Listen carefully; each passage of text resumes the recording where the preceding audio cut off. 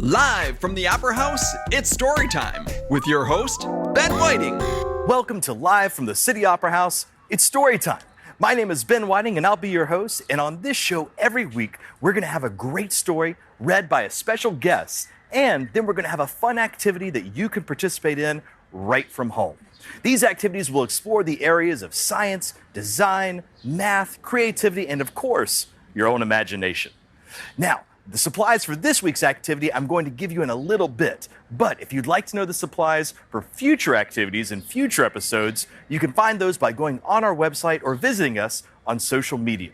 Now, we all know when we have friends who help us out, it's important to say thank you. So, on behalf of the City Opera House, we want to say thank you to some people who have made this show possible. We'd like to thank Traverse City Area Public Schools, Newtons Road, Tattle, and of course, we'd love to thank our series underwriter and sponsor, Bell Tires, who this show would not be possible without. Thank you from the bottom of our heart. Now, the book this week is Ada's Violin, which is about the amazing true story of the Recycled Orchestra from Paraguay. In this book, a group of children take objects that other people were going to throw away and turns them into musical instruments that they play. Isn't that fascinating? Have you thrown away something lately that you could probably use for something else? What's in your recycle bin or around your house that you're not using right now that you could turn into something new? Because that's what today's activity is all about. We're going to take things from around our house using creativity, music, and our imagination to create a musical instrument. So look around your house and find some things, maybe spoons, tissue boxes, rubber bands, coffee filters, anything. You're really only limited to your imagination, and get those ready for today's activity later on. And now, it is my absolute pleasure to introduce to you our special guest. She's an incredible musician in her own right, a wonderful teacher, and a dear friend of the show. Ladies and gentlemen, it's my pleasure to introduce to you Miss Miriam Pico. Take it away, Miss Miriam. It's so good to be here with you today, sending you a big hug and a kiss. Mwah! From this beautiful, beautiful location here in Traverse City. I am so excited that I get to read such a beautiful book for you today. For those of you who don't know who I am, I'm Miriam Pico. I'm originally from a very little island in the Caribbean called Puerto Rico. And I've lived here in Traverse City for a long time now. I love it in both places for very different reasons. What I do is I'm a singer-songwriter. I write my own songs. I play the guitar and the ukulele, and I sing. And I also get to be a teacher. I teach music, yoga, story times through Mindful and Musical. So if any of my little friends out there are watching, hello, love you guys. I'm going to tell you what I love about this book, Ada's Violin. What I love about it, it made me cry because my favorite people in this whole world are the people who can see possibilities in everything, even in the darkest of times. They can still pinpoint a way to make it better and a way to help other people. And I just loved that. Also, the book will feature what I consider to be a really amazing hero, which is somebody who spends their time and energy helping children. So without further ado, I'm going to read this beautiful book. It's called Ada's Violin, the story of the Recycled Orchestra of Paraguay, by Susan Hood, illustrated by Sally Wern Comport. Here we go. Ada Rios grew up in a town made of trash. Every morning at dawn, Ada heard the first garbage trucks rumble and roll down the road to Cateura. Beep, beep, beep. Backing into the landfill, they tipped their loads up, and crash! The trash came tumbling down, 1,500 tons each day. Ada and her friends watched as the gancheros, the recyclers, scrambled, tearing into plastic bags with long-handled hooks, pushing aside moldy produce, and grabbing anything they could recycle or sell. The going rates, 5 cents for a pound of cardboard, 10 cents for a pound of plastic. This noisy, stinking, sweltering slum was not the most nurturing neighborhood. Ada watched, eyes wide, but she didn't say much. And yet she liked to imagine each garbage truck was a box of surprises. One never knew what might be inside. Her father had found appliances, toys, perfumes, and antique watches. One woman even discovered a small box full of gold jewelry. Little did Ada know there was a bigger surprise waiting for her in the landfill. Aren't these pictures so beautiful? Now this next page really moved me because we're going to introduce her abuela in the story. And my abuela and abuelo were very, very instrumental to me when I was starting my music career. My abuelo even bought me my first guitar from a garage sale. So I love abuelos and abuelas, grandmas and grandpas. Every day when Ada's parents went to work, grandmother Miriam cared for Ada and her little sister Noelia.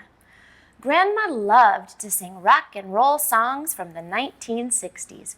The girls grew up to the tunes of the Beatles, Simon and Garfunkel, and Creedence Clearwater Revival. Ada loved to sing too, but only when no one was listening. Ada's dad brightened the night with stories and songs of great musicians. He turned up the radio and pointed out the sounds each instrument made. Ada heard one above all others. Zing went the strings of the violin. When the girls started school, Grandma returned to work as a recycler, collecting bottles and cans in the city. Classes let out at noon. Young Ada was in charge of Noelia until her parents were done with work. At first, the girls stayed close to home, playing with Grandma Miriam's doggies and making sand cakes in the dirt. Soon, they joined their cousins, playing hide and seek or a game of handball in the streets. In time, they ventured farther afield, walking down to the bodega to get candy. But Ada noticed the teenagers hanging out in the alleys, grumbling about life in the landfill looming ahead. What would happen to them, to her little sister? She watched as the older kids turned to gangs and got into fights. How sad. One day, when Ada was 11 years old, her grandmother saw a sign posted on the wall of a chapel. Violin, guitar, cello, taught Saturdays at 8 a.m. And that was signed Fabio Chavez. How Grandma had longed to learn music. Too late for her, maybe, she thought, but not for her granddaughters. She signed them up without asking them or their parents. Ada's heart sang out. Thanks to her abuela, she could leave her worries behind and learn to play. At the first class, the teacher, Fabio Chavez, had 3 guitars and 2 violins to share. Ada chose a violin right away, but 10 children had signed up. Frustrated, Ada and her friends found out that there were not enough instruments to go around. But do you think that's going to stop them? And there was a bigger problem. Everyone quickly realized that the children would need to practice at home, but it wasn't safe to be seen with an expensive instrument in Cateura, where a violin is worth more than a house. Watching the children play amid broken glass and rusty metal, Senor Chavez knew he had to do something. He remembered a band called Les Luthiers that made its own instruments. That was it! He asked Nicolas Cola Gomez, a ganchero and carpenter, for help. Senor Gomez found a discarded drum with a big hole in it. What could he use to fix it? He picked through the trash and discovered an old X-ray film. Would that work? It did! Señor Gomez kept experimenting, and others, like Tito Romero, helped. Inventing instruments wasn't easy, but they fiddled around, discovering which materials hit just the right notes. They transformed oil drums into cellos, water pipes into flutes, and packing crates into guitars. Soon there were enough instruments for all the children who wanted to play. Ada chose a violin made from an old paint can, an aluminum baking tray, a fork, and pieces of wooden crates. Worthless to thieves, it was invaluable to her. It was a violin of her very own. Señor Chavez set up a strict schedule of 3-hour lessons. The class had no classroom, so they played outside, despite the 100-degree heat and the sudden downpours. At first, Ada and the others struggled. Sharps and flats clanged and clashed. Playing an instrument is a process. It does not matter if one is rich or poor, ugly, fat, or thin. You cannot learn to play an instrument overnight, Señor Chavez told the children. Some kids decided it was too much work and gave up, but not Ada. After lessons, she would practice at home, sometimes 2 hours a day.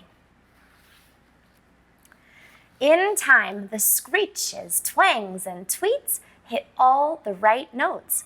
Their class became a small island where Chavez taught them to respect themselves and one another. Be kind. Always say please and thank you. Say you're sorry. Be dedicated when you commit to something, Señor Chavez told the children. Soon, the ragtag crew of kids learned to tune in, to listen to one another, to band together. The Recycled Orchestra was born. From then on, there was something new in the air in Cateura. Gancheros trudging home from the landfill might lift their heads to hear the sounds of Ada's violin, or the strains of Debbie's cello, or the strum of Noelia's guitar. A symphony of sound helped to lift them beyond the heat, the stench, and their aching backs. With her violin, Ada could close her eyes and imagine a different life. She could soar on the high, bright, bittersweet notes to a place far away. She could be who she was meant to be. As Ada's skill grew, so did her confidence. Once timid, she now took center stage playing solos. She helped teach the younger children too. Her teachers and fellow students took note. When she was 12 years old, Ada was named a first violinist. Imagine, she was first at something. Shortly after, she and her 39 fellow musicians were invited to perform concerts in Cateura and later in the nearby capital city of Asunción. Word of this extraordinary orchestra spread. Soon they were asked to perform in other cities and even other countries.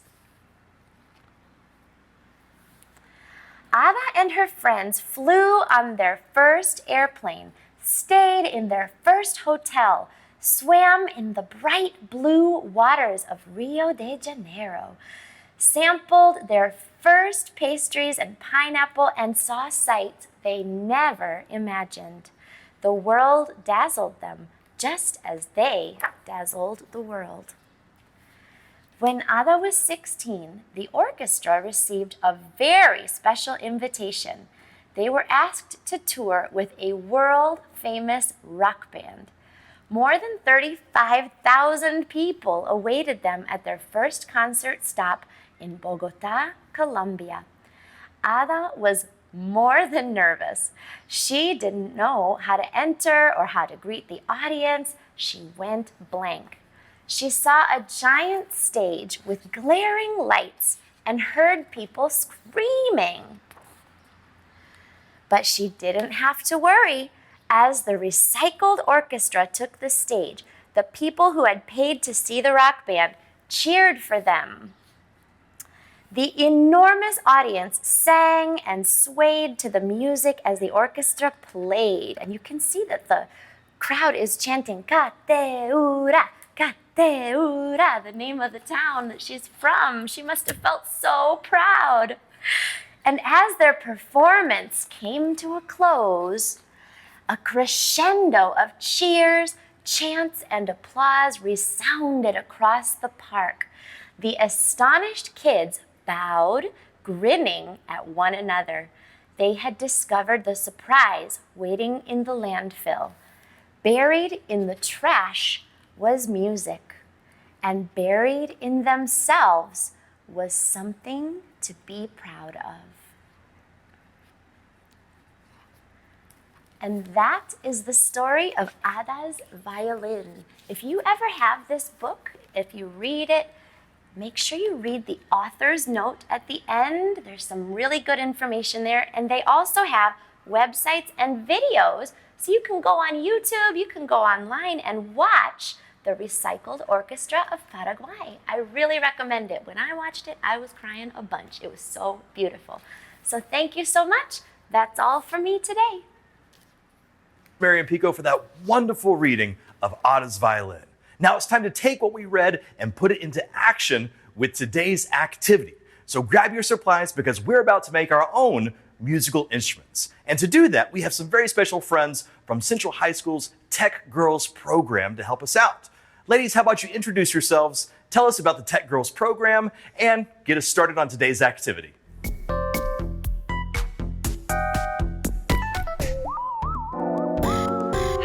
My name's Evelyn, and I'm a rising senior at Central High School. I'm also a co-president of Tech Girls, which is a club that promotes young women and minorities to pursue a STEM career. My name is Lucy, and I'm going into 4th grade, and I go to the Pathfinder School. I'm Abigail Paul, and I'm also a rising senior at Central High School and a co-president of Tech Girls. Besides being involved in STEM, each of us are into music, and we all play instruments. I play trumpet in my school's band, and I also play the piano. And I'm going to be playing a viola in school. And I'm in my high school's orchestra, and I play the harp. Today we're going to focus on vibrations. So with the harp, there's some shorter strings at the top, and because they're shorter, when I pluck one, it vibrates fast, and it's very taut. So it's going to create a higher pitch and the higher notes. And then the strings at the end of the harp are longer and thicker, so those create like the bass notes. So today, each of us is going to be making a musical instrument out of recycled materials and materials that you can just find around your house. I'm going to be making something that looks like this. It's like a reed flute out of straws. And I'm going to make a maraca. And I'll be making a guitar. Okay, let's get started. Okay. For my reed flute, I'm going to take a strip of duct tape and start laying straws across it. If you're doing this at home, it's really fun to do it with colorful straws. You can make cool patterns. I think I'm just going to make a rainbow. And what I'm making sure to do is line up one edge of the straws so that they're all the same length. So if I were to blow through it, it would be easy. You want to tell them about what you're making? I'm going to be putting balloons on each end, and I will put some beans in. Okay, so for my guitar, I have kind of a bigger box, but at home you can also do it with pretty much any size. And I've already pre-cut with some scissors. A hole puncher might work too. Some holes in the sides, 5 on each side, and kind of try to make them line up. And then I'm going to cut the top off and then lay the strings across and tie them to the holes. Okay, so these are not the only kinds of instruments you can make. You can make really anything that will make sound, and you can find materials for at your house. You could make a rain stick, which is kind of like Lucy's maraca. If you put nails through your paper towel roll, and then when you put the rice in it, it'll kind of get stuck on the nails and it'll sound really cool. I also made a drum out of an old peanut container with a coffee filter and a rubber band. I'll show you how that works later. And for a lot of these, you can play around like on the topic of vibrations. So for my strings, I'm going to try to use different amounts of like tautness, and some of them are going to be a little looser, and I'm hoping that'll create different pitches. So it'll be like an actual guitar. Okay, so I have finished lining up my straws in kind of a rainbow formation. And I'm just going to fold over my duct tape so that I secure them in place, just like so. And now here's the fun part. Can I borrow these? Along the bottom, I'm going to cut a diagonal, kind of like I did with this one. And this way, when I blow across the top of it, it's going to make different pitches. So the straws that I leave longer are going to sound deeper than the straws that are shorter. And I'm just going to start at one end, start carefully cutting, making sure to maintain kind of a straight diagonal. There we go. I can't take my mask off now to show you, but if I were to blow, these ones on this end would sound deeper than the ones over here. I'll check out yours. If you shake it, it makes a cool sound. And which kind, what's in there? Is that the beans? Yeah. What about this one? What's in here? The rice is in this one, and then all three of them are in this one. And they all kind of sound different, right? Why don't you show them all of them?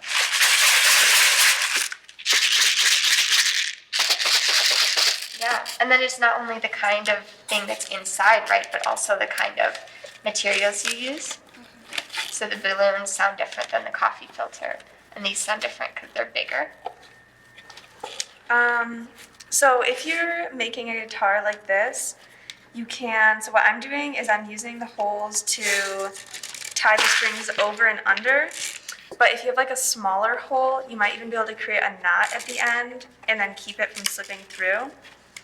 And like I said, so this one I didn't pull through very much. Then this one I'm going to make a little more stiff, and so that'll create a higher pitch, hopefully. So like I said before, these are not the only kinds of instruments you could make at home. When I was little, I made a wind chime, and you can do that out of pieces of wood and then things that you dangle on the end. And again, different heights of wood and different kinds of wood, kind of like with the straws, the different heights will make different sounds. You could also make a tambourine out of paper plates that you put together, and you can put bells on the end. Or with the paper plate idea, you can fill it with beans or rice like Lucy's doing.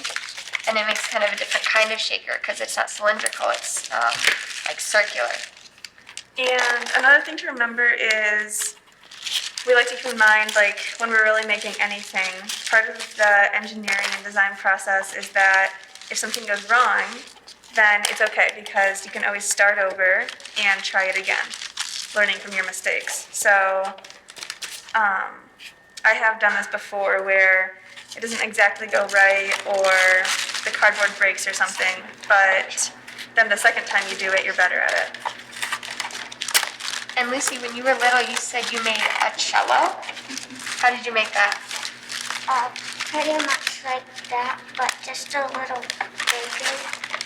And did the different strings, do they sound differently? Yeah, that's really cool. How many strings are you going to put on that, Evelyn?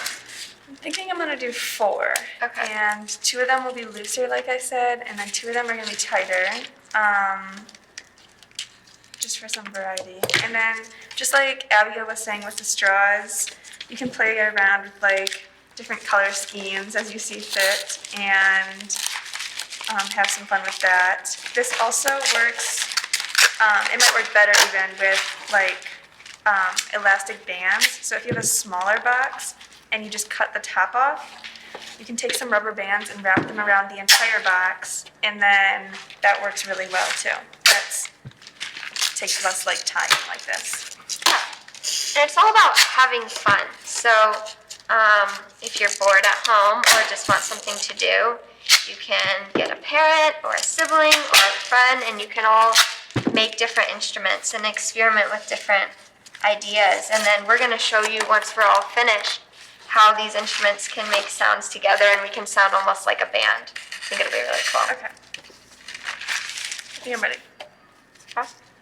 Okay, so I'm going to use my peanut can drum, and we're just gonna play a little something for you with our homemade instruments. Okay.